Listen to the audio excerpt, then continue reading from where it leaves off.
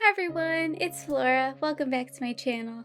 Today I will be doing another review of the most recent Fruits Basket episode. We are now at episode 4 of season 2, and I gotta say, I think this episode was my favorite so far this season. It was so good. It completely followed the manga. I might have rearranged it a little bit, but honestly, it was stayed true to the manga, and it added some really good extra scenes, and overall I just thought it was beautiful and I loved it so much. So for this review and manga comparison, I'm not going to be really explaining the plots of each chapter that were in the episode because honestly it followed it pretty much exactly, but I will go through the episode and explain how the manga was slightly different from the anime and what scenes were new that were added in the anime that weren't in the manga. And I'm very excited because there were some really great scenes. I'm really happy with the season so far, and I can't wait to see what happens next. This episode 4 focused on chapters 43 and some parts of 45 that were Haru related, and I'll be using the Tokyo Pop version to compare, so let's get started! I absolutely love this episode, and I think it's my favorite one so far this season.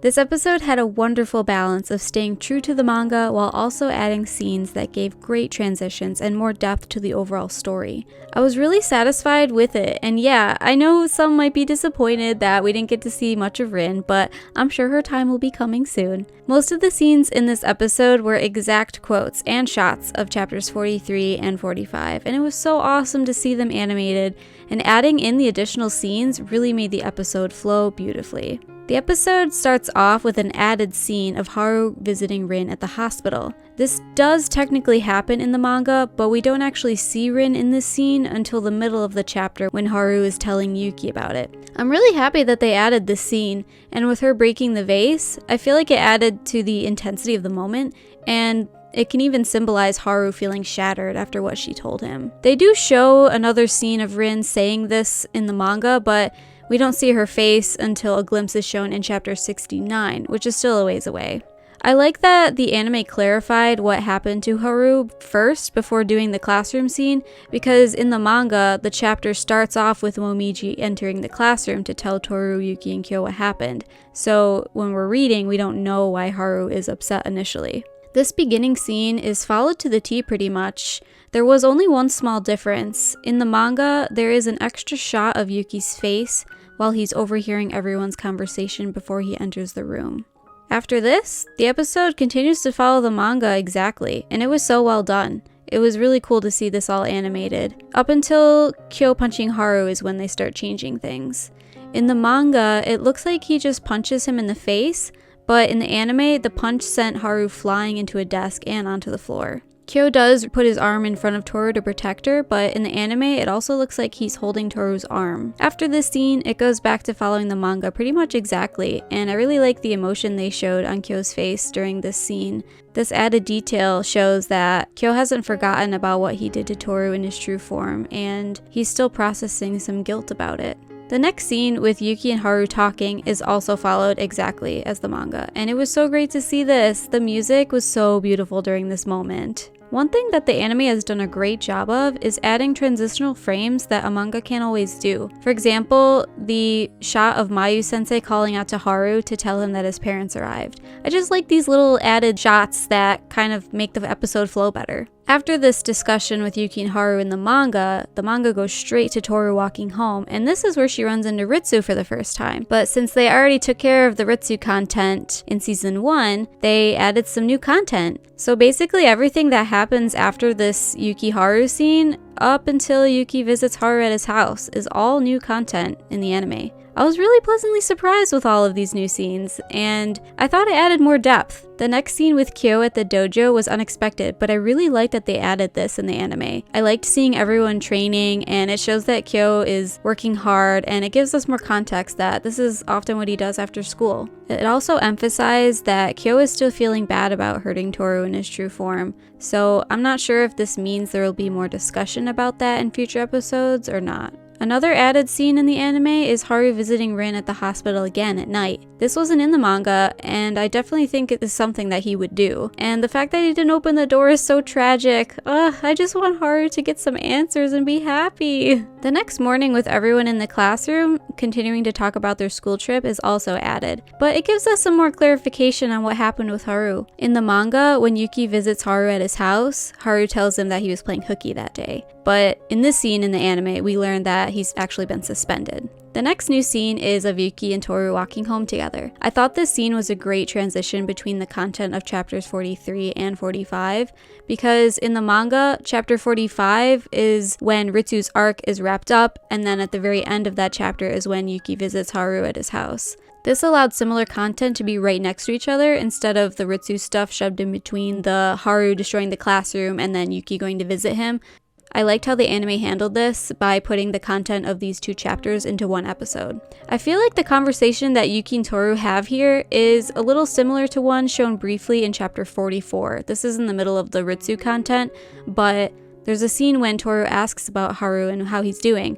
In this scene, the context is a little different because this is when Yuki tells Toru that he's going to the main estate. The next scene with Toru and Shigure is also added, but I liked it and we got to see a little more of a glimpse on what they do in their daily lives. Yuki does go to the main estate in the manga to see Haru, but it doesn't show anything about him entering and walking through the village. The manga skips that and goes straight to the scene of Yuki talking to Haru in his home. I'm happy that the episode added these extra scenes to give us some more depth on how the characters are feeling during all of these moments. We've seen from previous episodes that Akito still has an effect on Yuki, and that he has some traumatic memories of living at the Soma estate. And I'm sure that after not being there for so long, he would have a feeling of uneasiness as he walked in. The scene with Yuki talking to the woman is also new, but I think it was a great addition because it gave us more insight on how the Soma family treats the Zodiac when she calls him Yuki-sama. And it emphasized that Akito has a lot of power over the entire clan. Once Yuki sees Haru, this is where the manga content resumes. Everything here is basically followed the same, and it was great. One thing I did notice is the slight changes that they make to modernize the series, like using smartphones instead of cameras or landline phones. But overall, the dialogue was followed exactly. And there is one additional line of dialogue in the anime. Yuki tells Haru that he saw Rin walking into the main estate, and Haru comments that she must have run out of the hospital again. Everything after Yuki leaving Haru's house is new content that wasn't in the manga, but I think they were all good transition scenes to wrap up the episode. I definitely didn't expect to see Rin at the very end. She is clearly up to something, and I can't wait to see more of her this season. Alright, manga comparison is now over. And the rest of the video, I'm going to be talking about what I expect for the next few episodes of Fruits Basket and what manga chapters I think will show up. So if you are new to the anime and you have not read the manga at all, I suggest you leave this video after I put in my manga spoiler warning. So yeah, I'm very excited. I can't wait. I will see you all on Monday with my next reaction for episode 5. Alright everyone, take care. See you. Okay, it's manga time. We will now talk about content in the next few chapters that have not shown up in the anime. Alright, let's get to it. So, I was right in thinking that this chapter was going to be about 43 because of the episode title they gave us. I got dumped. So I was also thinking that they would probably throw in the Yuki Haru chat from chapter 45. So that was all in there. This episode really just focused on 43 and 45, and that was basically it. I'm really happy that they added those other scenes that weren't in the manga. I thought it was great. So basically all that's left really before the beach arc is where they go to the haunted house. I'm not sure if they're going to put that in or if they have time, but I still think it's fun and entertaining, so we'll see if they throw it in there. We know that the next episode, episode 5, is going to be chapter 50 about Otani and meeting Kureno. So I'm not sure if that's going to take up the whole episode or if it's going to do like half the Otani story and then half something else. Maybe they'll do Otani in the haunted house or Otani and then Momiji coming over and telling them about the summer house. So I'm not sure what to expect, but originally I was thinking that the beach arc was going to start with episode 6, but it might actually be episode 7 because we still have a bit of content before we get to the beach arc. Chapters 56 and 57 focus on Mayu sensei, and the stuff with Shigure and Hattori, so I'm not sure if they're gonna put that before the beach arc or after the beach arc, because technically those 2 chapters, they're showing everyone like Toru, Yuki, Kyo, Haru, Momiji, they're all at the beach house, but Shigure and Hatori haven't arrived yet, and that's when the Mayu sensei stuff happens. So I'm not sure what they're gonna do. They might throw in the Mayu stuff right before the beach arc and get that over with, or maybe they'll hold it to the end of the beach arc.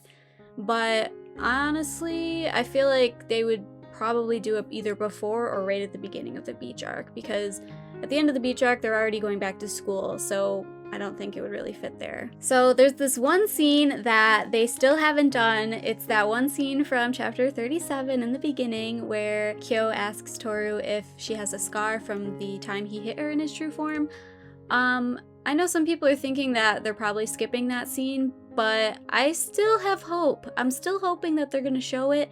And I was really thinking that they were going to show it in this recent episode 4, and it wasn't there. So I'm thinking if it's going to happen, it's probably going to be in the next episode, because this episode actually focused a lot on Kyo, and he was even, you know, going through processing that moment. So I think it's a great setup for having that to start off episode 5. So we'll see. I don't know. It is a cute moment and I like it very much. But yeah, overall, I'm really loving this so far. I love the season. The anime is doing a fabulous job following the manga, but also adding some really cool scenes that help with transitions and add some more depth. I'm very excited to see what's gonna happen next. I do post Fruits Basket content every week. On Mondays, I post a reaction to the episode that comes out that day, and then on Wednesday, sometimes Thursday, I upload a review and manga comparison, so 2 sets of videos every week. If you are interested, please like and subscribe for more updates from my channel.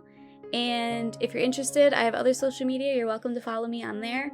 I also stream on Twitch. I'm thinking of doing Tuesday, Thursday, Sunday ongoing. So if you want to come by and chat with me about Fruits Basket or any other anime or games, you're welcome to do that. All of my social media links are in the description below, so you're welcome to follow me there. This is a very exciting time for Fruits Basket fans, so I'd love to chat with you all and talk about what you all think of the anime so far. I love it. I love it so much. Thank you all so much for watching. I'm really enjoying doing these videos so far, and it's so great to meet you all. I really appreciate the support, and I will be back on Monday with my episode 5 reaction. Alright, take care everyone!